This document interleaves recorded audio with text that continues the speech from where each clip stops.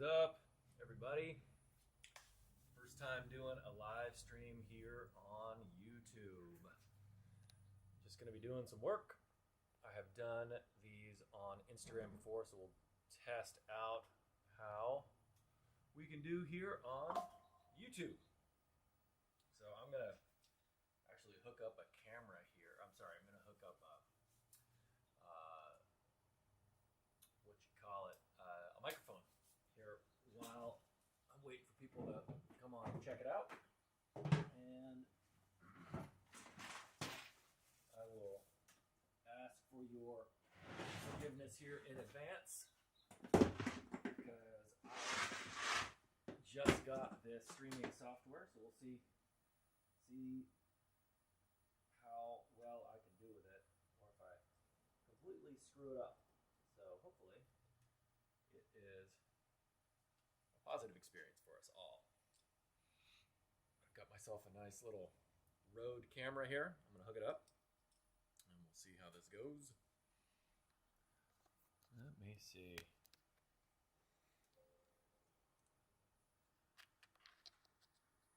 Got a couple viewers here. Appreciate y'all stopping in. There we go.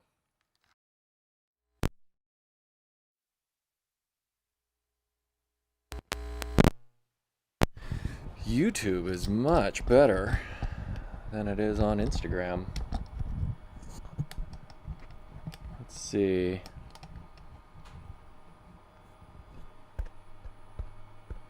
Testing, testing.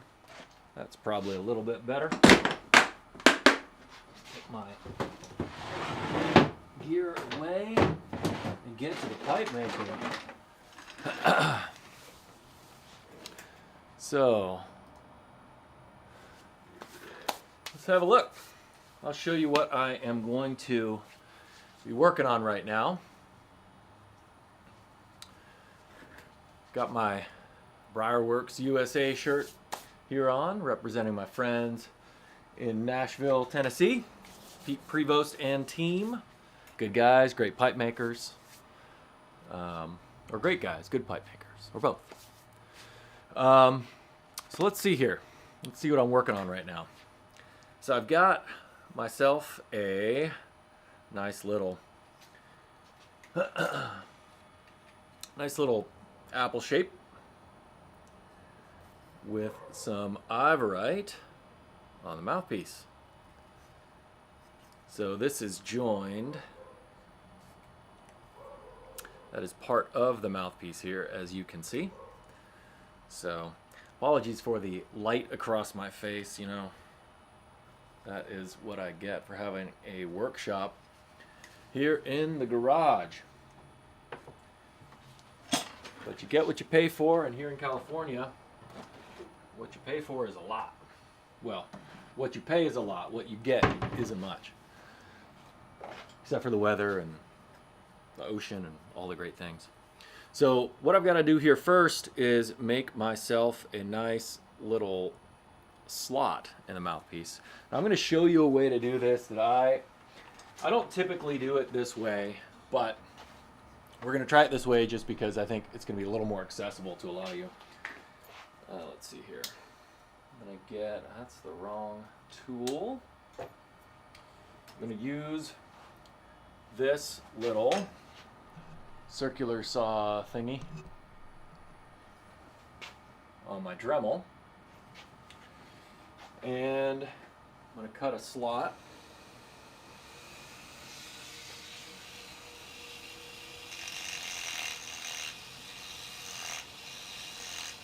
Like so.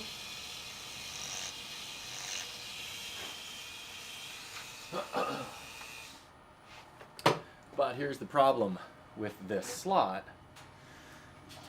Let's see if I can get another light over here for you. The slot is not very deep. See that?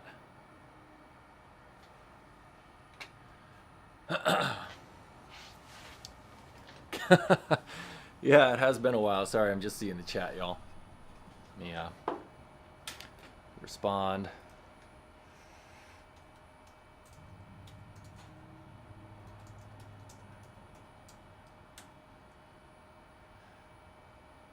Kilts and knee-highs. Sorry. I'm fresh out. No shade to the kilt and knee-high wearers, but I don't think I have a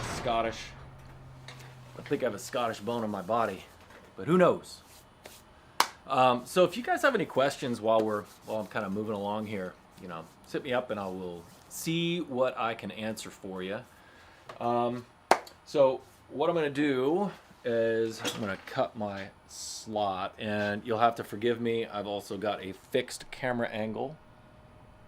So, or not camera angle, in the sense that I'm not moving my camera anywhere. I have a very limited range of motion with it. So we're going to get this out of the way if we can. So I'm going to use this tool here to cut the slot. Let's see if I can rotate that a little bit, give you a better view. So I'm going to take that and open it up with the drill bit, and then I've got a lot of handwork to do.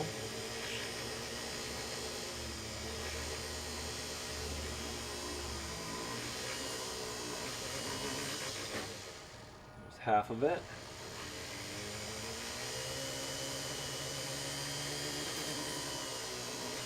The other half. Just gonna tidy it up a little bit. And then we gotta get after it with hand tools. So this is just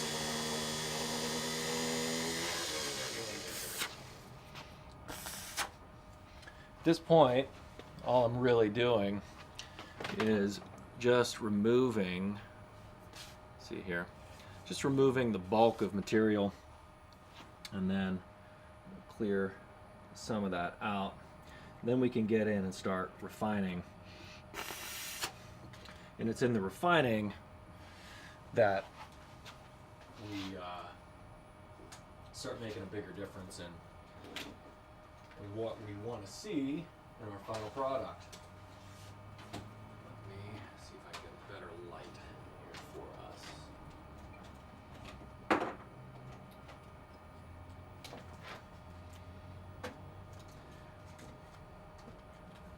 I'd open up the door more, but I'm afraid we're gonna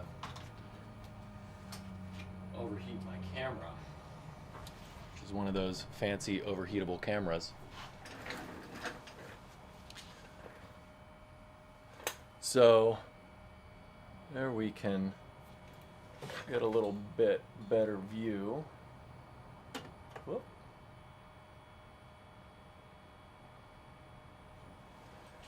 Now,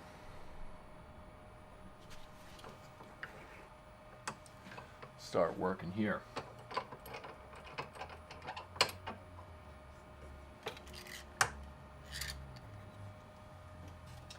And excuse the mess, it is an actual pipe maker's workshop. So I got a question from Avaton. What inspires me, and how do I decide what shape to make every time? It's a good question. You know, there are a lot of sources of inspiration, and I would say, you know, chief among those is, you know, for those of you who are familiar with my work, and I would imagine if you're tuning in, you're somewhat familiar with it, that I draw a lot from pipe history. And so whether we are talking about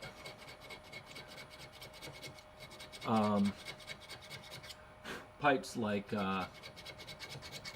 from the old Dunhill catalogs, I mean, you want to talk about classic pipes, old English and French pipes from the early and middle of the 20th century. I mean, that is where it's at for classic shapes. And then you can fast forward to the middle and late part of the century, the 20th century, and you've got the riffs on that work that's done by pipe makers like the Eversons, starting with Sixton. One of my, they're all just lovely people and great pipe makers. But I really like the work of Yaskonovich, of Tom Eltang. I mean, these pipe makers are really inspirational to me, and so I've been fortunate to work with a lot of them, to collaborate with some of them, and besides being a huge honor, it's from a lot of their ideas and shape catalogs and what they brought to pipe making that I find inspiration as well. So there are a couple places, and let me grab a couple things that might be of interest. You know, I do a lot of travel for my work. Where is the thing? There it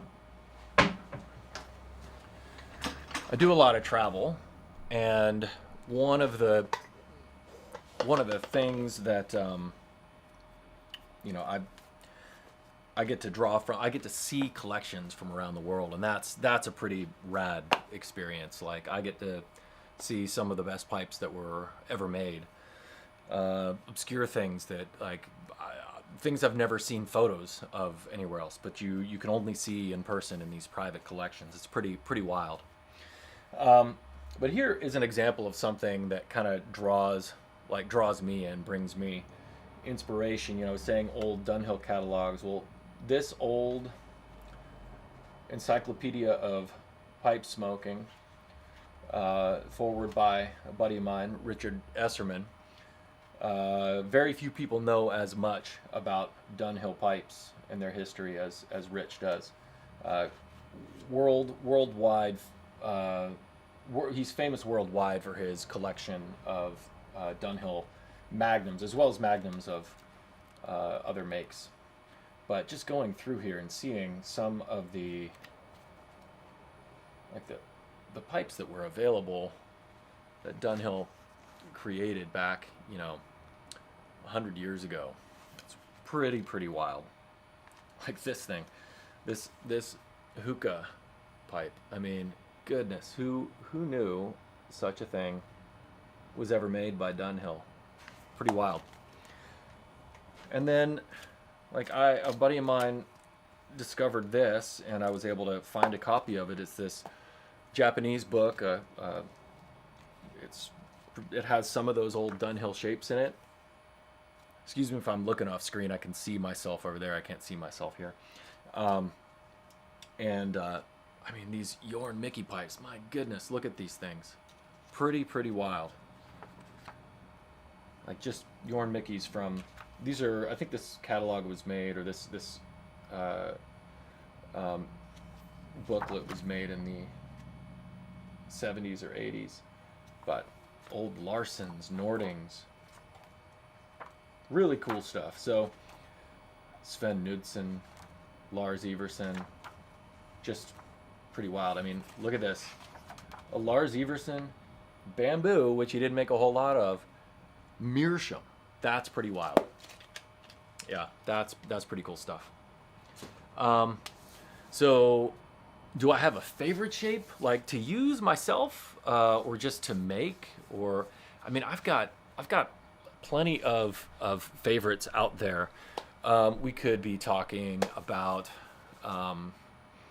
you know, like, for use myself, I've got a few that I really like. I can grab them and show them to you.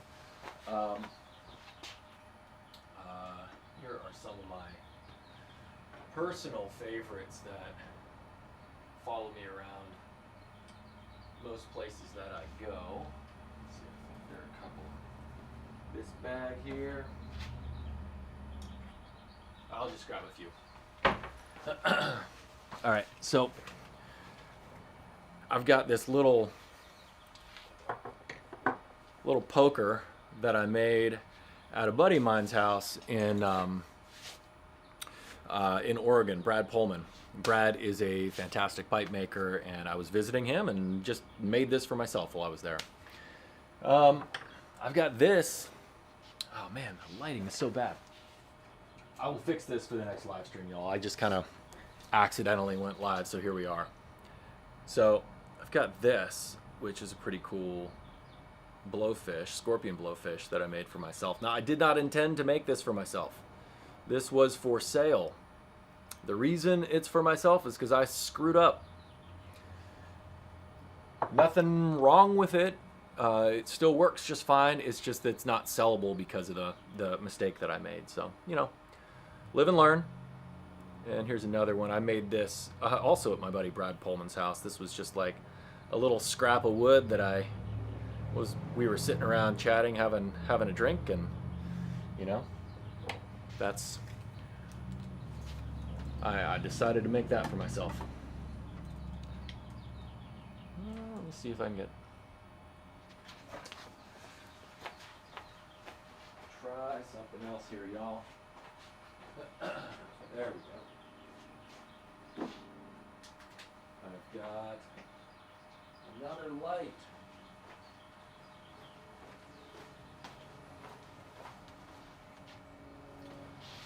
Okay.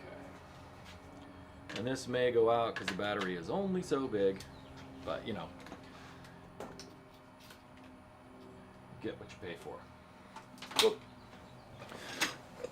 Yeah, it's a little bit better. Little bit better. Okay. So let me address some of these more of these questions.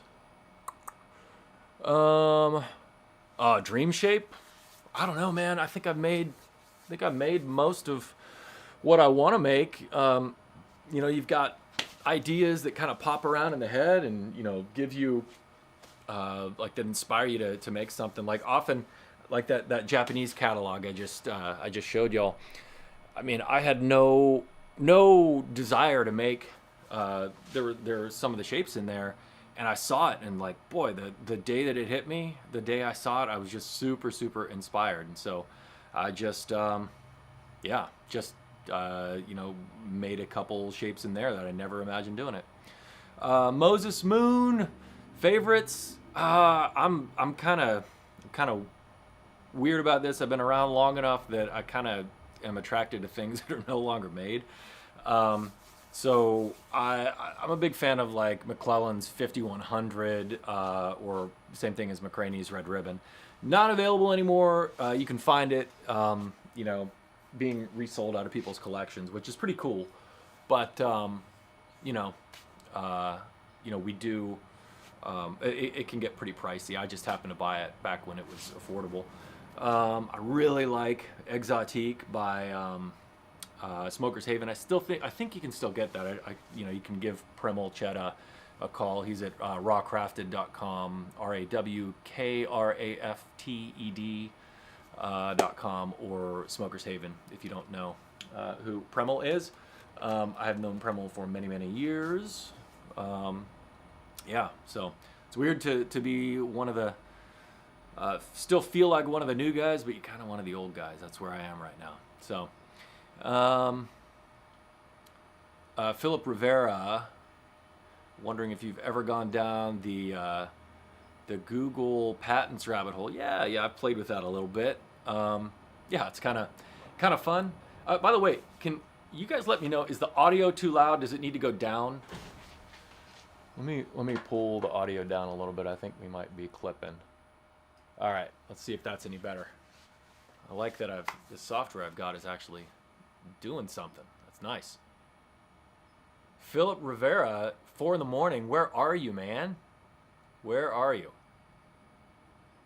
Oh, cool. Is it better now, or was it better before I corrected it? I brought the levels down a little bit. Oh, it's a little soft now. Okay. I will bring it back up. All right, it's back where it was. I won't touch it anymore. Thank you for the feedback, everybody. Let's see. Let us see. So I'm going to do a little bit more work. If you guys have some questions about what I'm doing or why I'm doing it, I'll try to address those questions for you. So I'm going to zoom in just a little bit. All right, so I am going to proceed with cutting the slot. And first couple things I did,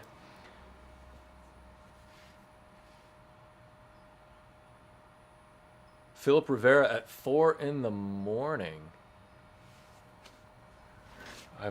So you're on the same time zone as me. Luke Widener, what made me want to get into pipe making? Oh man, isn't that what every kid wants to be when they grow up? Every kid wants to be a pipe maker. No, strange little pathway. I think some of the best careers probably present themselves to us by accident, and that is certainly the case with me. I had intended to, after college, to proceed on through the graduate degrees and get myself sorry, I'm reading some of the things.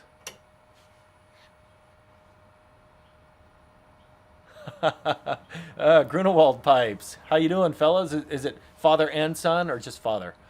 Yeah. Oh, Philip. So we've met before. Well, good to see you again. Thanks for stopping in.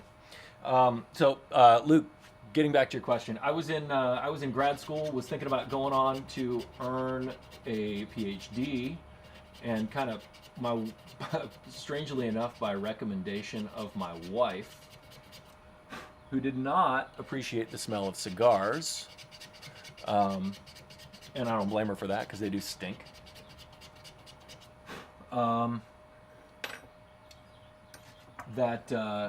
She recommended I smoke a pipe.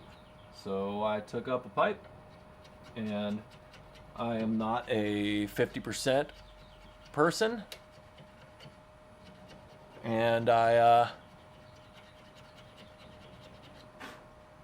was interested in how they were made and started screwing around with that. And long story short, I finished a 3-year graduate program and had a year-long waiting list for pipes. So I said, why not give this a go? Keep going with it for a little while. I did. It worked out. I'm really, really lucky. I've been doing this for 20 years. Yeah, so I am super fortunate. I'm grateful every day that I get to do this for people. So, and pay my bills doing it. Put a kid through, or at least working on putting a kid through college. So yeah, that is the long answer to a pretty simple question, I guess. Mr. Luke.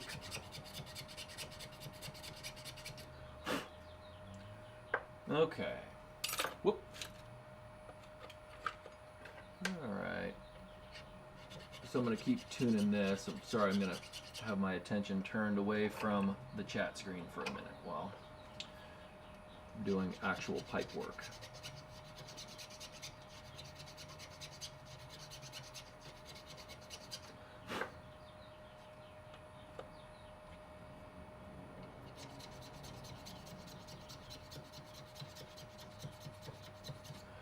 So what we're doing here is creating a funnel in the mouthpiece. Oh, and I can show you all what I've done here.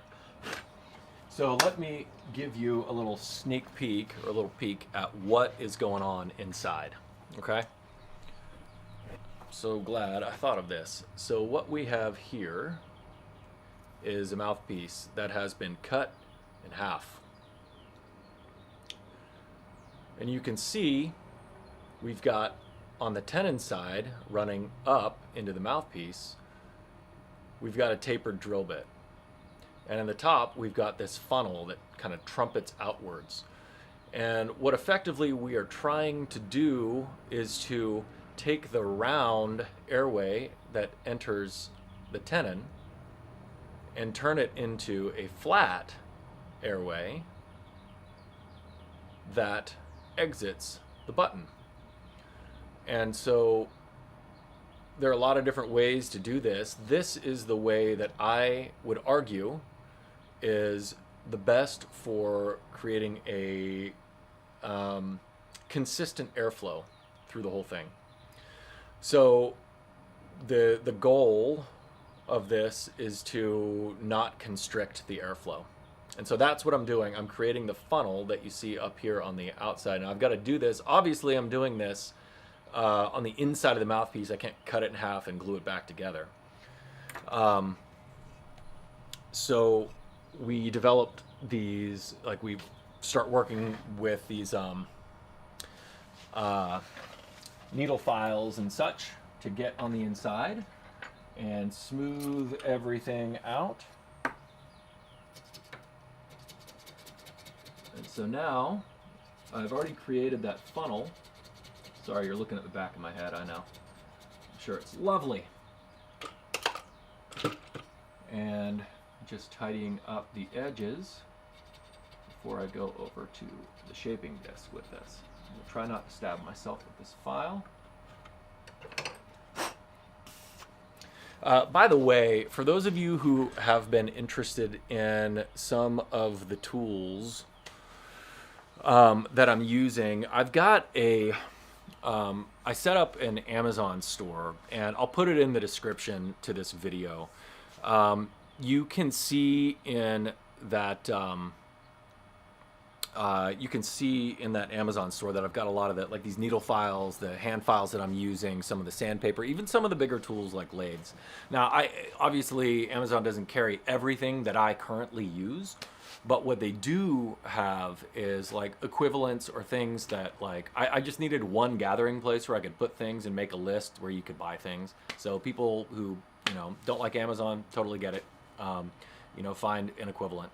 But I just wanted to have a place for you to go and see things. And if you buy things through that, they will give me an itty bitty tiny piece of it. So it's a way to kind of support what I do without buying a pipe. So I'm grateful for that, you all. All right, so I'm going to go through some questions here. Griffin Pipes, or no, not Griffin Pipes, another person, number one. What is the most cost-effective oblong or pill-shaped exhaust tubing? Heating and squishing with a vise?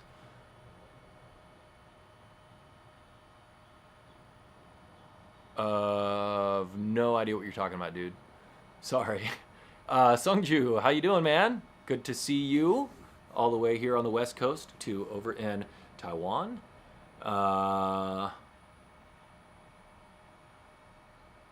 Is the flat just for looks, or is there a purpose? So you're talking about the, so I showed you guys the mouthpiece that's been cut in half. Are you talking about the flat here?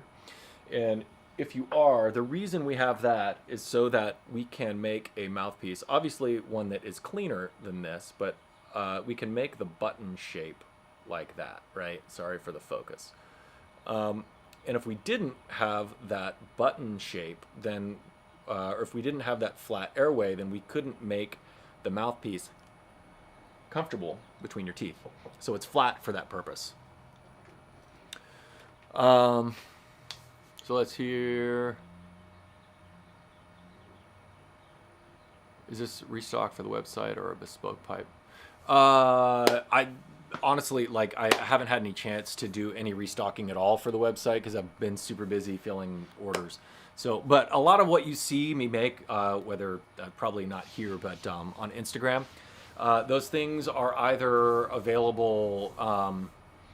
They're available through Instagram. So you see something you like, just drop me a message, and it may be available. You know, otherwise it'll be through one of my retailers here in the U.S. or overseas. Karim, how you doing, man? Yeah, the tools, just check out if you go to Instagram, in the description, or in the header, there's a link you can click on, a link tree, and that'll have my Amazon store, which has the tools, or you can, I'll put it in the description to this video as well. It's also on my website. I just added it to my website. So if you go to the Learn Pipe Making section of my website, jallenpipes.com, you will see that there is now a list of tools available there. So check it out. That answers Craig. Needle files, yeah. Karim, send me a message. Let me know what your, we can talk specifics, okay? So, all right. Now, I'm going to turn the volume down because I'm going to start making a whole bunch of noise, and I don't want to annoy you with the sound of that tool and my vacuum system at least being too loud in your ears. So I'm gonna zoom in on it. You can see what I'm doing to the best that I can show you from where we are standing. And let's see here.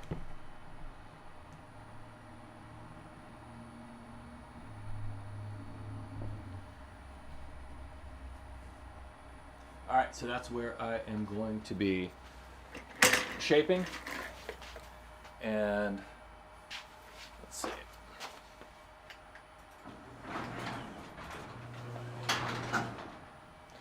All right. Put on my safety glasses. Turn down the volume.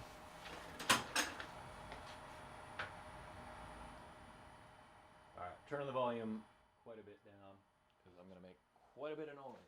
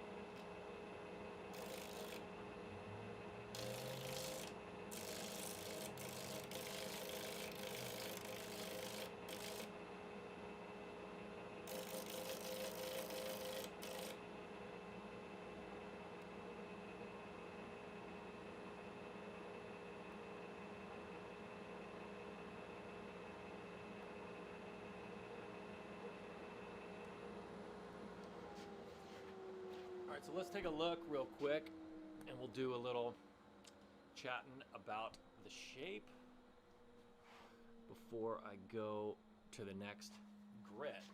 So let's see here, I'm gonna zoom out. There we go. Bring myself down a little bit. I've got better lighting. How do you like that? So take a look here at the shape we've got so far. So what I did, you can see, I got myself all dirty, and I brought the Ivorite right here, which is attached to the mouthpiece as part of the mouthpiece. I brought that more into shape conformity with the rest of the mouthpiece. I've also roughed out the button. You can see that. Now this is super, super rough. This is like, I'm just removing material so that I can get to work with the files. It's just much faster to do it this way than it is to do it, entirely by files. So pipe making, handmade pipe making is about, it's a balance between using machines and hand tools. There are people here who love in the comments to say, oh, it's not a freehand pipe if you didn't make it entirely using only your fingernails and teeth. They're wrong. That's just not how pipes are made. So I use the machines to remove like bulk material, and then all the refining work it was done entirely by hand. So so I'm gonna go to the next grit, which is my 120 grit sandpaper on a French wheel. I know many of you have been asking me when I'm going to be selling these French wheels again, and the answer is I don't know when. How is that for completely unhelpful? The thing is, I am a full-time professional pipe maker, and that means my job is to make pipes full-time. And so when I get around to it, I can do these little side projects like making tools available to people. So, all right, let's get moving now on the mouthpiece, or I'm sorry, on the smoothing the pipe with 120 grit.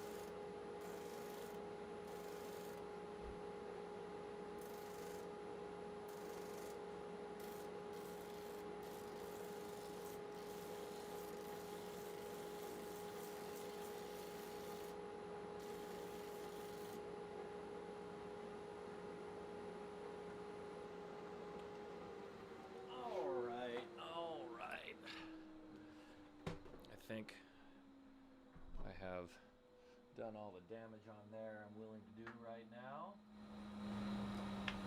Let's see, did everybody run away? Was that just incomprehensibly boring for everyone? All right, I'm gonna go back through some of these questions here, or comments.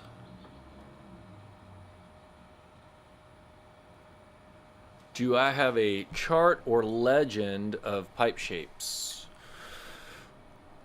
that I refer to or hold in high regard? Yeah. I mean, not like in specific. Not that I, am, constantly referencing. There's, I think for people who are interested in learning or being inspired by pipe shapes, like some of the best places to look are, like for current stuff, go to scannedpipes.com or smokingpipes.com, and they have great like past catalogs of work from some of the masters. Whether you want to see Lars Everson, Sixten Everson, Nana, Jeskonovich, S. Bang, Costello, Dunhill, like you name it, they've got it. Hiro Tokotomi, like just crazy cool stuff and there's plenty to be inspired by. Things that I look at, I mean, a lot of it's from memory that I just have so many years of observing pipe shapes that it's one of the weird things about this is that you begin to absorb the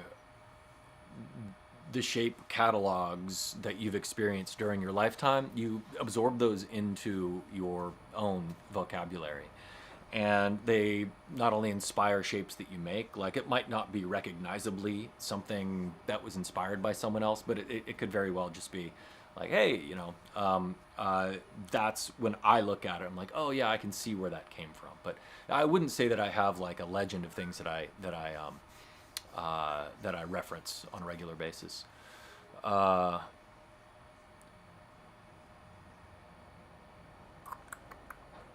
Let's see.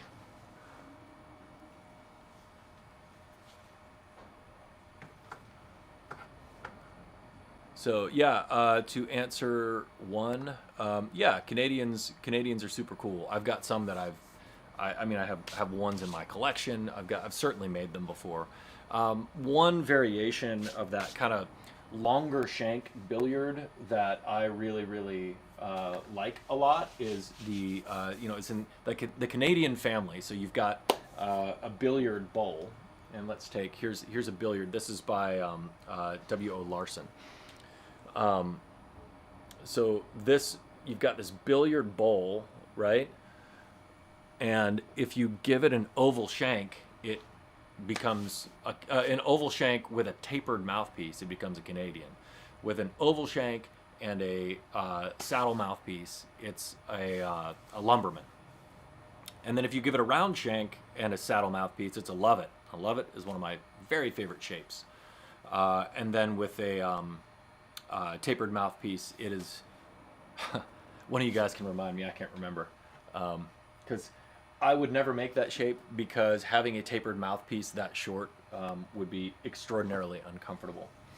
Let's see. Klaus Rossmann, hello in Germany from here in California.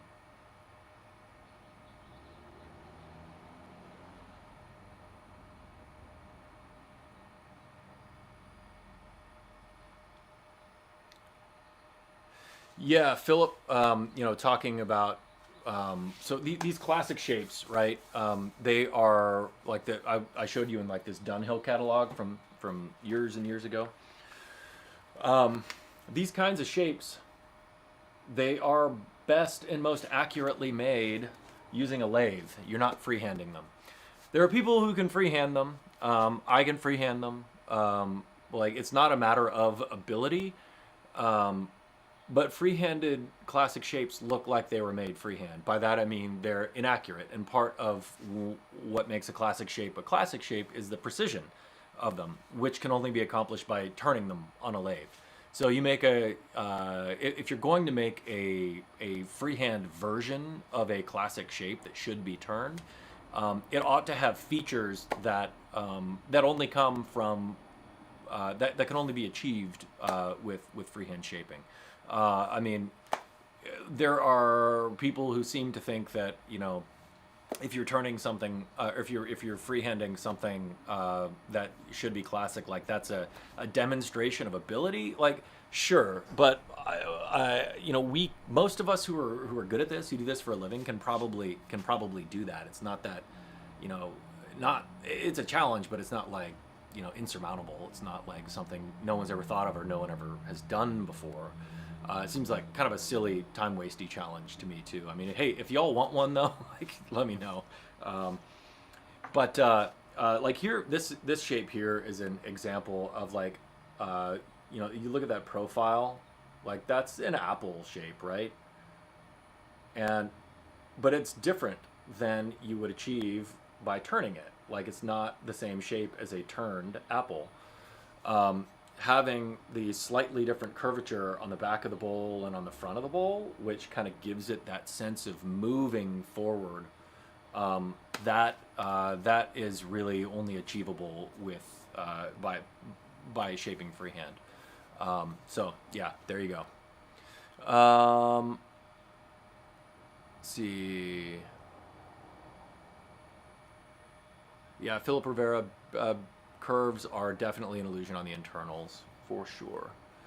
Let's see, carvers don't.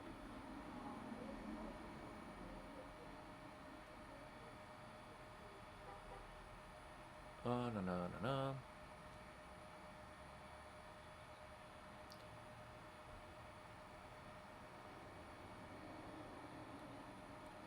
Is there like a white whale of a shape that I no? I mean, look, I not to like pat myself on the back here, like that's not the purpose of this comment, but um, there are there aren't shapes that are these white whale kinds of shapes that, at least for me, that I would look at and be like, oh man, I wish I could make that, or one day maybe I'll make it. Kind of get to a certain point of your ability with a craft where you recognize, like, so let's take Tokutomi for example, the Japanese master pipe maker who just recently passed away, a true genius. I don't look at his pipes and say, gosh, I wish I could make that. Maybe one day I'll be able to make that. Well, the thing is, like, it was made from his brain. It was a creation of his. I don't want to I don't want to copy it or make a version of it any more than I would want to paint a Monet. I might be inspired by it and want, like, oh, that makes me think of something, let me try it out. But not it's not like a like something that I pursue. Like, if once you are have a certain kind of ability with pipe making, like your craft has developed to a certain point, like you don't really need to those kinds of challenges don't really have meaning anymore. um, let's see, hello from Michigan, hello from Liverpool. Bosky Outdoors, what RPM do I run my sanders? My sanders are variable speed, so I run them at whatever speed is cutting appropriately for what I'm doing. So you might see me, like, I don't know if I did it while I was doing there, but I'll often adjust the speed while I'm working. And it could be depending on the grit, it could be depending on the area of the pipe that I'm addressing. The faster you go, the more likely you are to create facets in a shape. And if you're not making a faceted shape, that is problematic. So you slow it down, it's easier to kind of control and kind of soften those edges. I'd like to know what the grinding machine for shaping the pipe bowl is called. So Master Skip, the grinding machine there's no real name for it.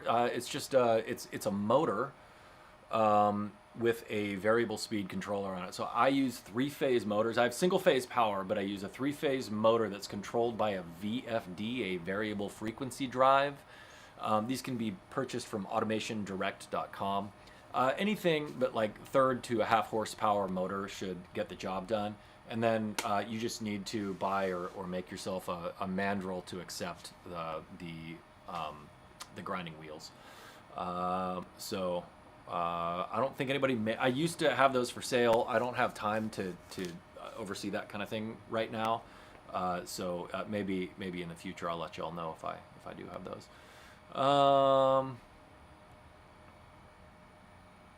Oh, thanks, Philip.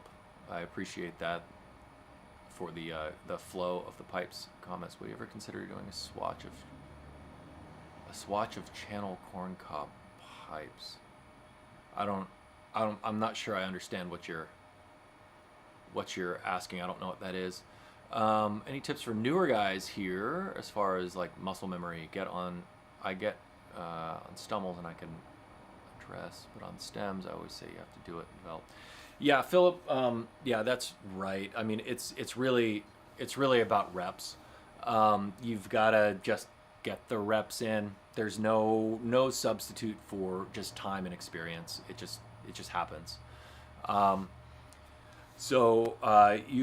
the thing is, like, you need to have good instruction. There are a lot of here on YouTube, out in the world. There are a lot of people who have very strong opinions about doing things. And hey, you may look at me and think I'm one of them. That's fine.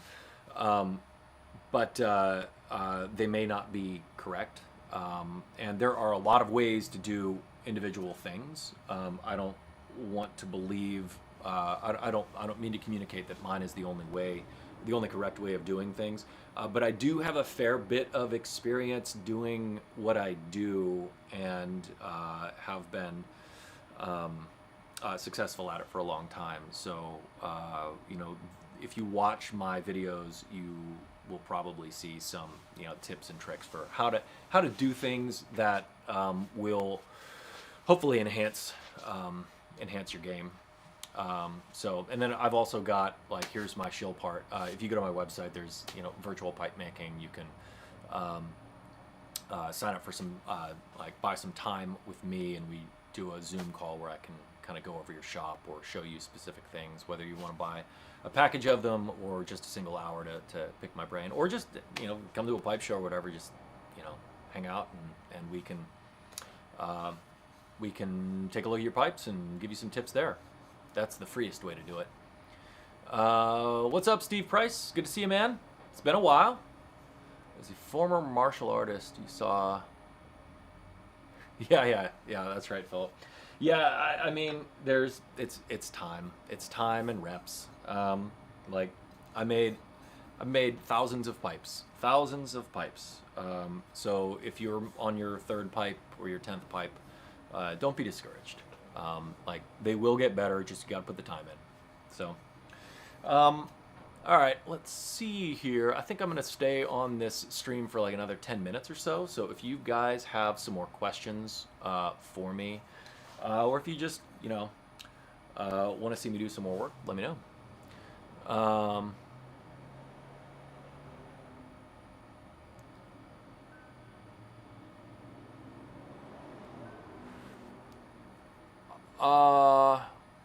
Number one, you're asking if I'll do like a run of pipes. No, not corncob pipes. I do have an affordable line of pipes available through GH Zhang, ZHANG. Here's an example. Actually, I can show you guys a few of what I've got. They are a manufacturer in China that the designs are done by a good, or like the kind of overseeing the workshop. It's done by a good friend of mine, Ping Zhang. Ping Zhang is a very talented pipe maker who studied with me and many, many other people. And he has become, he's overseeing this company. So you can get a shape. So like from me, let's see here. Just got to block my face because the camera is smart and likes to focus on faces. So this pipe right here through GH Zhang is like $250 or something like that as of 2025. This one is about $100 more. These are shapes that I designed for them. These are CNC made, started, but they are entirely finished by hand. The mouthpieces are ebonite. This is kind of a cool one. If you're into bold colors, they did a line of bold colors. They're pretty wild. That was one of the first shapes I did for them. So I think that the pipes from them end up costing, somewhere between, I think between $250 and $400, something like that. For what you're getting, that's a really, really good price. But to go back to the original question about working with a corn cob maker, no, I part of my agreement with this company is I got to work with them, which is it's fine with me. So unfortunately, I can't go down into the sub $100 market. 2 questions from Isaac Alexander. Do I know any good books? And are you talking about, all right, I need some clarification. Books on pipes or just books in general? And what are some of my favorite tobacco? So I talked about this earlier. I am a big fan of older things, not because I'm all fancy like, but because that is what I came up with. That's what I was, when I started, that's what was, this all was available at the time. So I'll grab a couple tins to show you some things that I like. Let's see here.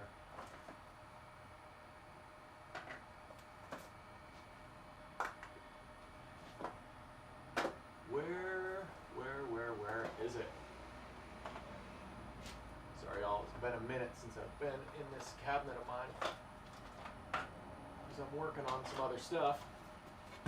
I'll just grab a couple things. So here's an old tin of Dunhill Early Morning. This is a painted tin. This is one of the older ones. It's still lane limited, but it's good stuff. This is one of my favorites. If you like Virginia's, Red Ribbon. Same thing as McClellan's 5100, but problem is it's not available anymore. And same with Baby's Bottom. Good stuff, can't get it. Modern production stuff, honestly, I haven't tried a whole lot of it, so maybe you all have some recommendations for me. Who knows? What shape, Hoctor the pipe doctor, what shape do I make that's most difficult and time consuming? Gosh, difficult, I would say, I don't know about difficult, but complicated. I can talk about complicated pipes. So here's some stuff that's waiting to be polished right now. And got some, cool things. These are things I've been working on recently. And here's a nice little fugu blowfish. You can see it's just got really nice grain.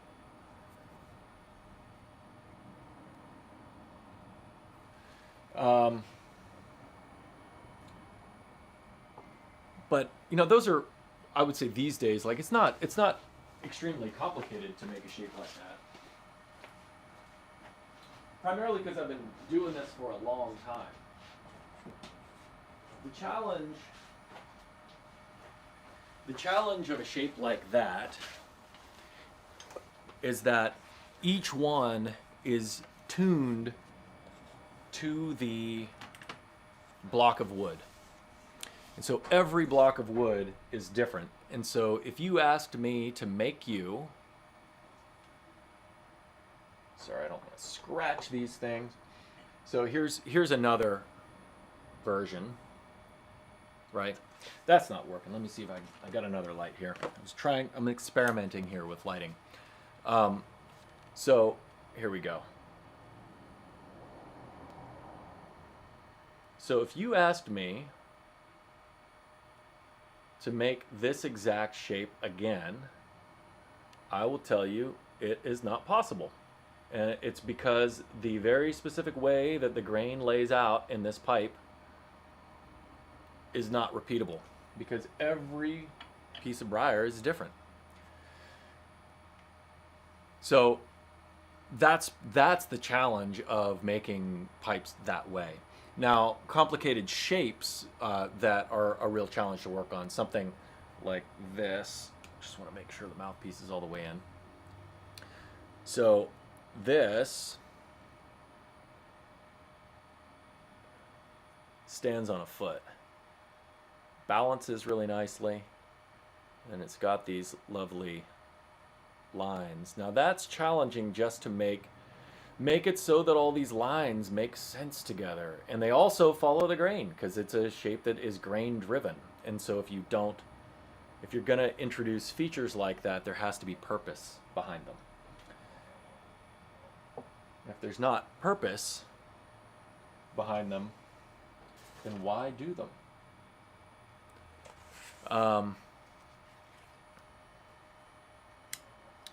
So let's see here.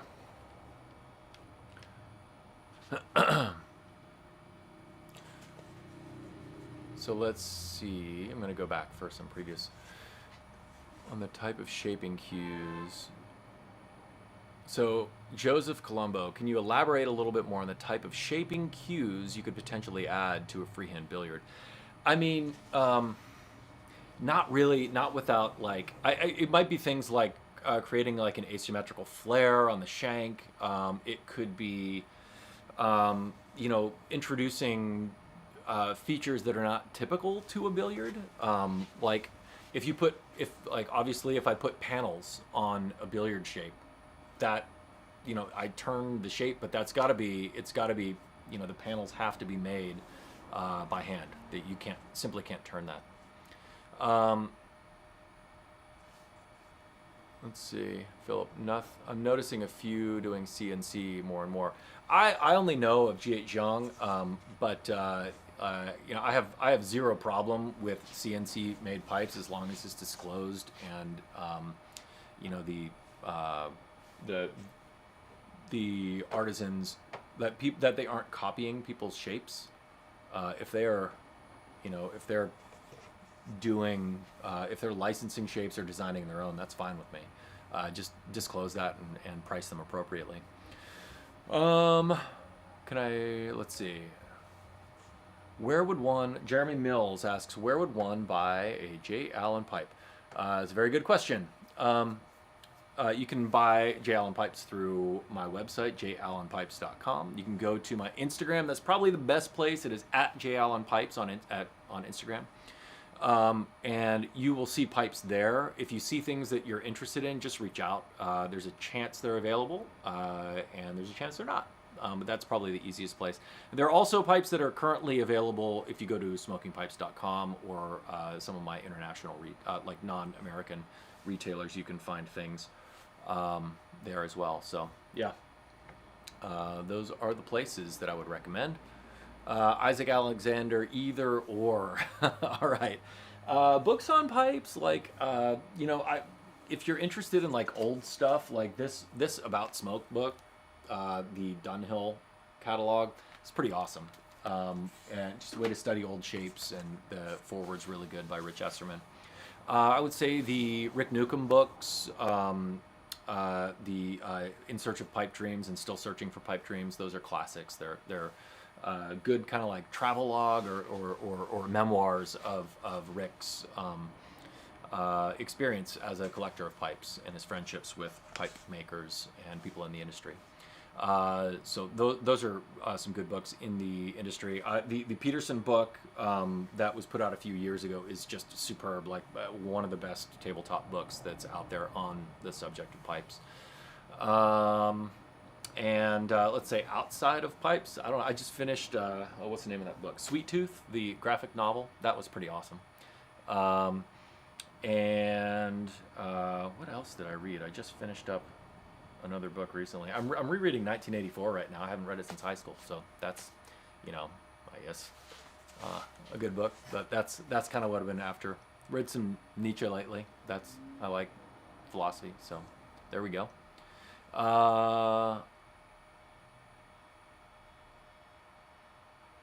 Number one. Oh no, I totally get what you're totally get what you're saying. No, I'm not really my thing, but you know, no shade on people who want to design for those purposes. That's cool.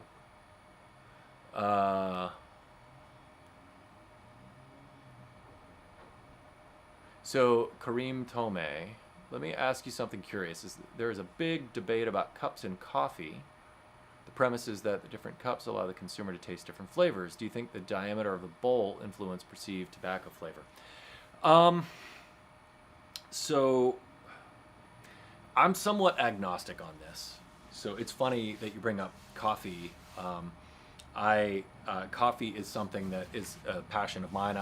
I've been roasting coffee longer than I've been making pipes. In fact, I'm going to have coffee for sale at the Chicago show that I've roasted, which can be kind of cool.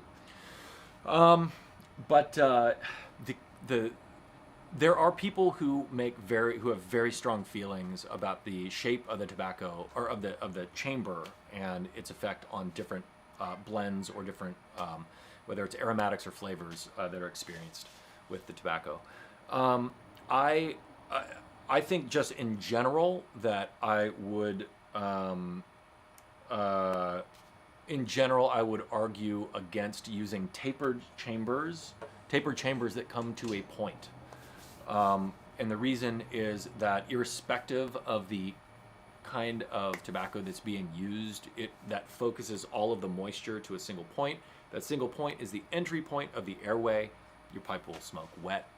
So don't do that, pipe makers and collectors. Like, at least raise an eyebrow when you see it in a pipe. I'll probably get some shade for that. I'm not trying to argue with anybody who's making a living on that kind of thing, but you know, I don't think it's a good idea. So a rounded bottom is almost always, rounded or parabolic bottom is almost always better because it just spreads out the moisture that inevitably precipitates from or condenses from the tobacco as well as from the atmosphere. And so that just happens, and try just to be aware of that. If you have a pipe that's smoking wet, that's one of the reasons that may be. In terms of flavor, there's Virginia. People can argue about Virginia and Virginia and English tobacco. Sorry, it's been a long day. The Virginias. I don't really experience any difference between, the shapes or diameters of chambers in that. I think beyond a certain diameter of chamber relative to the height of the chamber, you can have some problems. So like if you look at an old Cheriton pot, or Cheritons were terrible about this, having these ultra wide chambers that were like half of the width, and the depth was like half of the width. There's just no way to keep the whole thing lit. It's not really a good idea. Let's see. I don't recall. Have you ever done a briar calabash? Well, of course I have. Yeah, I've done many of those. If you go to smokingpipes.com, you can see some of the variations that I've made on that theme. But yeah, I've been doing those for, I don't know, 12 years, 14 years, something like that. What is in the search word for your pipes for Zhang? It would just be J. Allen. If you go to the Smoking Pipes website, you can find some. Mine sell relatively quickly on the smokingpipes.com, so they'll list them and they kind of disappear pretty fast. And I don't think they keep a back catalog. So and I need to see if I can have some to carry, or at least photos of some models available on my website so people can see them. Brother Allen, the wood dictates the pipe. It ought to some degree. Yeah. Like if you were making a billiard and you're not paying attention, if you're trying to make I mean, like, people can do whatever they want, but I think like one of the benefits of using of designing pipes and not like punching it into a CNC machine is that you can take a lot of care with the briar that you choose, so that you end up with, a product that best shows off the grain. So What brand of sandblast cabinet do I use from Griffin Pipes? I have a Scat Blast at tptools.com. It's their smallest one they carry. It's still a monster for pipe making. You could probably put an entire wheel hub in there. Snyder Tools. Have I ever made a pipe using bamboo? I've made a few hundred of those. Yeah, I've been at this a little while. Let's see. Sungju? Want to admire? I appreciate that. Jeremy Mills. Yeah, I agree. Post some more videos. Yeah, in my spare time. I wish I had more of it, but you know, as a full-time pipe maker, the editing of videos just it takes so long. So from Shen VA 540, is there a particular pipe shape that you recommend for new pipe makers and why? Yes, there is. I think that the very first pipe that every pipe maker should make is a poker.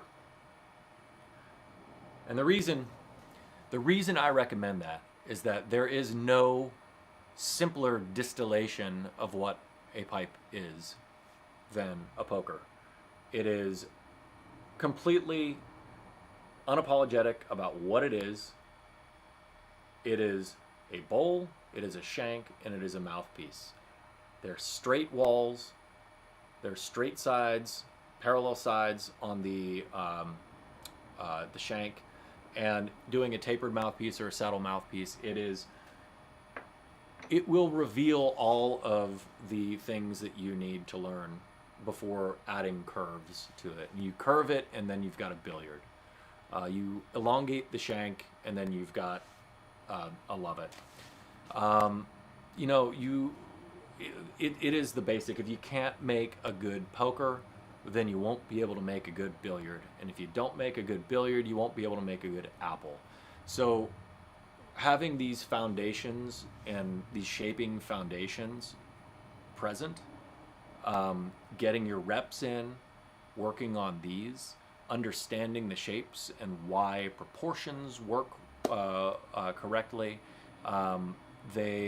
You need to work with the simplicity of the shape so that you can understand the layout of the design, why it works, why it doesn't, and with straight, like, parallel walls, like, it's pretty unforgiving. Like, you screw up and it's pretty obvious.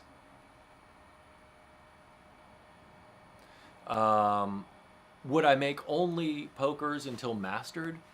I mean, in a perfect world, yeah, sure. But boy, would that be boring. But yeah, I mean, making a few, making at least a handful of good pokers would be a heck of a way to start, I would say.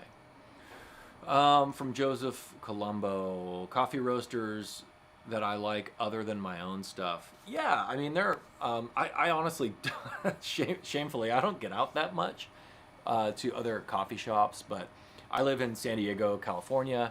I'm fortunate enough to have coffee roasters, like, literally in my neighborhood. So we've got, like, Bay Park Coffee is right around the corner. I've got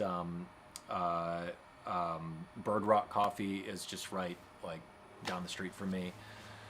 So yeah, I've got some good roasters, like within walking, if not biking distance from my house. And then we've got Virtuoso Coffee. We've got I'm blanking on the names. Coffee Cycle in Pacific Beach and Ocean Beach. So those are some good ones. And then, yeah, there are some good ones around the country as well, like excellent ones for sure. But yeah, I generally roast my own coffee. I've got a pretty serious coffee setup because I'm a coffee nerd. What is the average depth of the bowl that I make? I have no idea. Couldn't tell you. Never recorded it. I don't know, inch and a half, 40 millimeters, something like that. What I can tell you the diameter. The diameter of my average bowl is about 19 mil or 3/4, and sometimes a little bit bigger, 19, 20 mil. Common practices in pipe making are overemphasized and not necessary. I don't know about common practices. I do hear, if we want to do some myth busting here, I'm happy to do it. There are a handful of people who claim that you need to sand to 400,000 grit for a smooth pipe, and that's just silly. I'm obviously exaggerating, but sanding like up to 2, 3, 5,000 grit, and if you do anything less than that, then you are you are doing a disservice to your business and your customers. Like, that's poppycock. No, like so sanding to a reasonably high grit, like 1,000 grit, that's what I do, and that's probably more than most pipe makers do. 600 grit, I would say, is probably most pipe makers are sanding their smooth pipes up to that. Some go a little more, some go a little less. But honestly, it's like the proof is in the pudding. If it's a nice shiny finish without micro scratches that are like visible to the naked eye, like you put a loop up to over your eye to examine any high grade pipe, you're going to see scratches, tiny scratches. They're not meant to be looked at like that. You're not looking at glass. You're looking at a handmade product that's made out of wood. Polished airways is another silly thing that I hear people talk about, and I think it has zero effect whatsoever on the performance of the pipe, and is a complete waste of time. But hey, if that's your thing, like, go for it.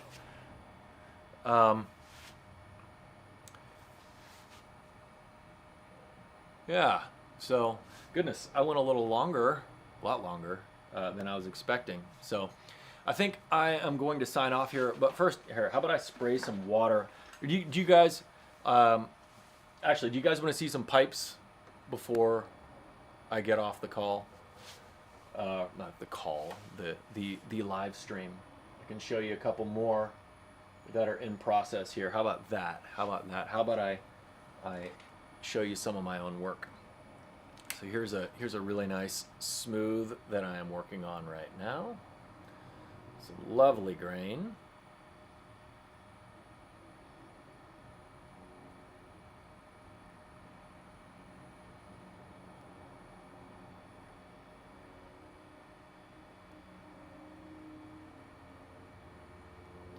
And my faceted teardrop on the end. That's one I'm working on. Here's another one. Let me just reattach the mouthpiece. This one's got some pretty impressive grain, I think. And so this is, I would call like a variation, like a blowfish variation, meaning that it's like a nice crosscut pipe that has the straight grain that's delineated from the cross grain by a line like that. But it's a single line that kind of fades into a curved section, so it's just a little more subtle approach to the shape. Of course, some lovely bird's eyes. Here's another similar shape. I don't think I got the mouthpiece on all the way, but you'll get the idea. A little darker finish, but super nice grain. Whoop. Camera's catching my eye again. There we go. Whoop.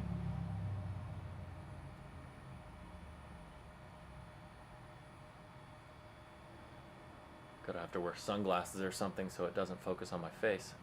Woo. Alright, it's not working. Yeah, I think it's a pretty nice shape. So, let's see. I appreciate it, y'all. Alright, well, I'm gonna sign off. If you guys liked this and you want me to do some more of them, just let me know in the comments on the video. I'm gonna post the video to, or maybe it'll go. I gotta figure this out. It's gonna be available on YouTube, so if you want to see it, it's gonna be there. So yeah, yeah. Let me know if you liked it. You want to see more of this kind of content. This is a little easier for me to make because I don't have to edit anything afterwards. So hopefully it's helpful. We can do some more Q&As, and you guys got something valuable out of this. So let me plug my socials here. You can go to @JAllenPipes, at JALANPIPES on Instagram.